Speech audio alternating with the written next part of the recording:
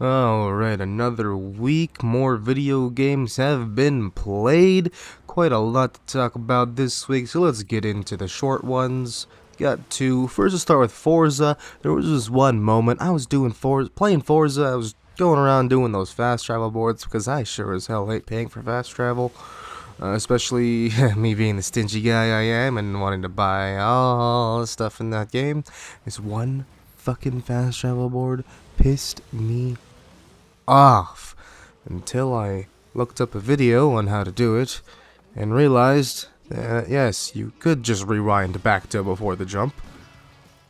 Something I didn't realize. So fuck me, I guess. Hey, But damn, got it eventually. Next up, I played some Guild Wars 2. Didn't do much interesting that I wasn't doing the past few weeks, but I did get Marjorie 1 and 2. God damn, was that lengthy. The biggest problem with those damn charged quartz crystals. You needed 20 of those things, which is 20 days. Fortunately, I did get lucky a couple times with my home instance node giving me a couple. So that was nice. I now have I now have Marjorie 1 and 2. I doubt I'll use them that often, but I have them now. So that's cool.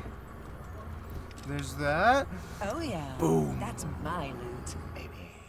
Alrighty. Got 4 more games to go. One of those is Genshin Impact, by the way. Thank God I got some Genshin Impact to talk about. Let me tell ya, most of it's going to be negative because fuck Genshin Impact. I hate that I still play this game. I need to get on to the next game. Dicey Dungeons. Okay. There was this one fucking bird that silences you whenever it rolls doubles. I think it only rolled like 3 die? 3 or 4.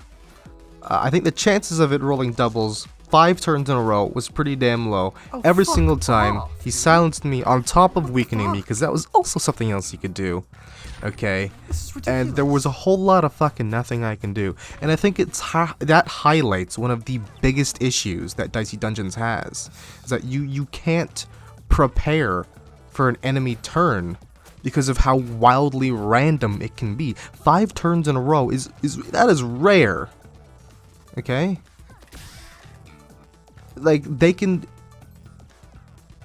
do, like, enemies can do either completely nothing, or take out half your health and silence you, as well as weakening you. It's such a massive range of RNG, and there's almost no way to mitigate it. Like, usually in games like Slay the Spire or other deck builder roguelikes, you can see what the enemy's gonna do. But you can't at all in this game. You cannot prepare. Like, I never defend because I don't know what I'm gonna need to defend from. Like, I never take those because, like, what? I have so few dice that I need to keep attacking or they're just gonna keep whittling me down. I think another issue that this fucking bird showed me is that the game's balance is wild. Like, I think I thought before that all you could do to prepare for an enemy was prepare for them out of combat. But you can't even really do that because of how wildly random it is. And, like, enemies, they range so wildly in some enemies do fucking nothing to you. And some enemies can just whittle you down and silence you and weaken you, and it's really annoying. I think I'm done with this game. I don't really care about unlocking the 6th character. I had my fun with it. Now I'm done. So, I did it. I'm not sorry to say, I spent money on Battlefield 2042. Started out with the trial because I'm like, hey, my friends are playing, I have Game Pass, I'll give it a try. And then I bought it because, you know what, I had some fucking fun with it, okay? It is a very fun game to play with friends. Yes, it has a lot of issues, yes, it has a lot of missing features, but so does Halo Infinite, and I still enjoyed that. But you know what? Let's talk about it. Battlefield 2042, Hazard Zone. Hazard Zone, awful. Absolutely awful. I hate it. It is unbelievably boring. I think that a mode like that can work, but I think it has a lot of similar issues with battle royales, and that there's way too many periods of doing nothing, on top of there being a significant lack of complexity. And complexity is important because in a hazard zone, you can only find 3 items to help you survive. 3, like you can find a respawn beacon, you can find a dog and a car, and then I guess a really good overpowered car, and then you can also find normal cars, I guess, that are a lot less useful. But yeah, hazard zone is unbelievably boring. There's nothing to it. You just hop in. Probably get third party because that's just how these games go, and then you find these data things to get money to do it better next time. I don't understand why people enjoy these modes. They have 0 progression and no complexity. Like, what is there to them? Yeah, there can be some fun times sometimes, but it's so unbelievably rare that I don't understand how you can justify all of the other boring bullshit that happens, all the running and nothing. Like, it's dumb. Hazard Zone is dumb. Other modes are really fun though. I played a lot of the Battlefield Portal modes, and those are pretty fun. I think there's, yes, they let you play similar modes to older Battlefield games, but I do think there's a problem with progression, because progression is something that in games where you are very much just doing the same thing over and over, having some sort of meta progression is important to me. In those Battlefield Portal modes, yeah, technically you can progress your levels, but those levels really only affect 2 modes. Hazard Zone, which sucks, and then the main Battlefield modes, the main 2042 modes, which are also pretty fun. Yeah, I did a lot of Conquest. The 128 player mode's fun. It's a bit chaotic, but it's fun. The hoverboat, though, it was a bit fucking busted. It was fun, going in with my whole squad of friends, and then just destroying house, but it was a bit busted. I think though, it got nerfed before the recordings in this video. Oh, no, it got nerfed after the recordings in this video, so it is probably worse now. And I think I played since then. They were definitely worse. So, but the physics in the game, specifically with the hoverboat, are pretty wild. I don't know if it's a positive or negative thing. The physics are probably a bug sometimes, especially with the hoverboat. But you know what? It's kind of fun. Like, some of the stupid shit you could do with the hoverboat physics, it's fun. And the vehicle physics in general are a bit wonky, especially when your car clips through the ground. So yes, the game is a bit busted, and yes, the physics of a car clipping through the ground makes no fucking sense. But you know, the bug was fun. It shouldn't be there. It makes the game worse, realistically, but when it happened, it was fun. I hope every other time it's gonna happen, it will be more annoying than fun, but it was a fun little bug. I haven't actually experienced that many bugs, though. That was probably the biggest one. Like, yeah, the game runs kind of dog shit, but in terms of bugginess, it's definitely not as bad as I thought it would be with how vastly the internet seems to hate on this game. But yeah, I guess that's all I really wanted to say. I'll probably have some random clips in here, because a lot of the clips I have don't pertain to what I'm saying, besides the falling through the floor and Hazard Zone. So, yeah, that's that one. Okay. What I also started playing through completely legal means was Pokemon Shining Pearl.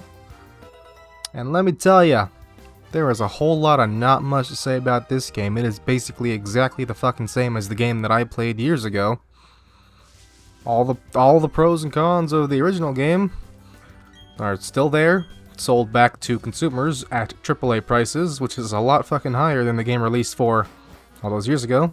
For some reason, still don't see how they can justify those prices for the Switch Pokemon games, but you know, take it or leave it, I guess. The way they implemented the Poketch in this game is fucking dog shit, though. Like, wow, it looks so out of place. Like, they didn't do anything to modify it for the Nintendo Switch specifically. It's just right there in the corner. It's like, ew, ew. When I bring it up, and it's just, mimic my touchscreen with my controller. It's bad. Like, I don't know what the fuck they were thinking with that. But I don't understand what they're thinking with this entire game. Like, I'm enjoying it, I guess. It's fine. It's Pokemon. Pokemon always says something that's pretty enjoyable about it. There's a lot of things wrong, unfortunately. But it's enjoyable. Graphically, though, it's not great. Like, it just looks kind of bland, the graphics. Like, compared to the original game was, like, had some really nice, vibrant pixel graphics, and they were nice. Like, they used the hardware that they had at the time very, very well. But this remake looks kind of shit. Even comparatively to other Switch games, it looks like shit. Like, why? I don't know. I don't understand why people are shitting on this game more. It's waste. It's just a fucking rip off, honestly. Like, the first 80 Canadian dollars, 60 American. Like, what the fuck?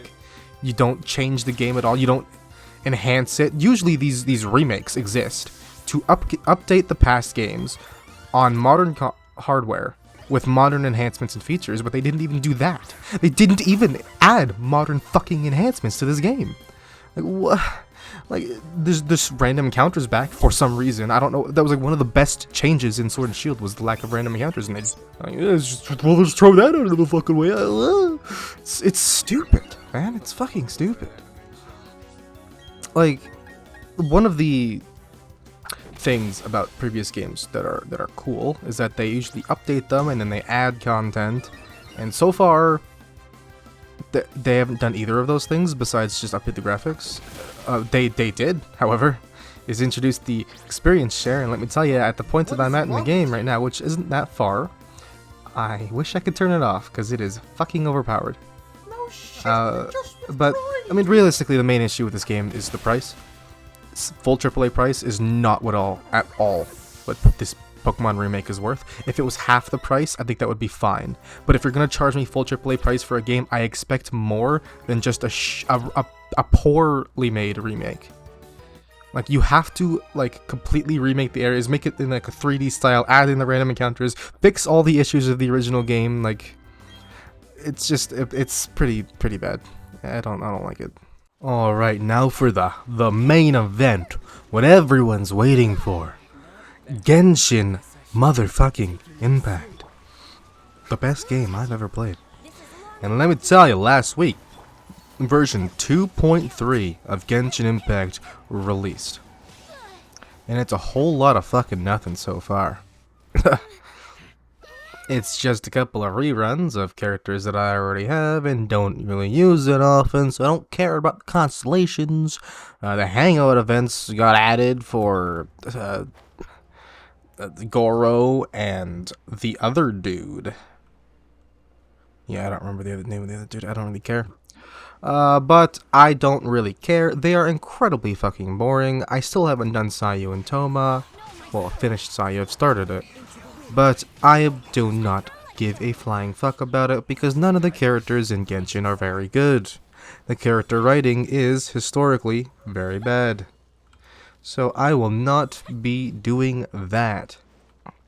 Okay. There's other things, like, they added new artifacts. But the fuck is going on with those damn essays? Why do they need to be that complicated? It's Genshin Impact. I hit, dodge, use skill.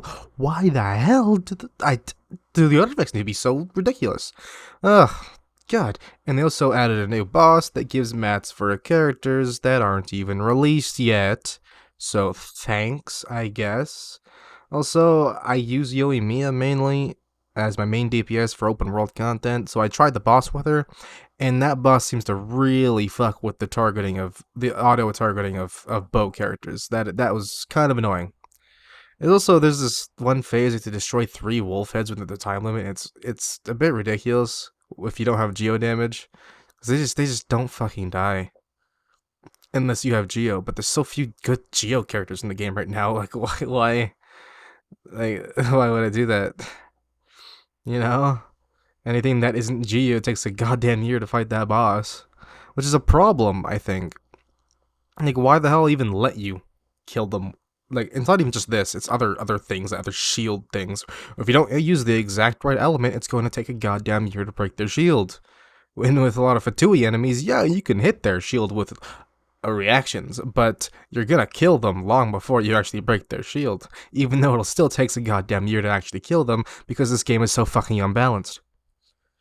And last but not least, in this atrocious game that I can't believe I'm still playing, there was a new event that started later in the week. Haven't started yet because I don't care. Okay, cool. That's ending off the video on some negativity. Genshin Impact is the best game ever. I'm gonna leave it off with this cool ass Halo Infinite clip while I outro into follow me, you stupid fuck, please. On Twitter and twitch.tv/land_aka Greg or twitter.com/land654. Or hell, why don't you just subscribe to my YouTube if you want more? God, my dick.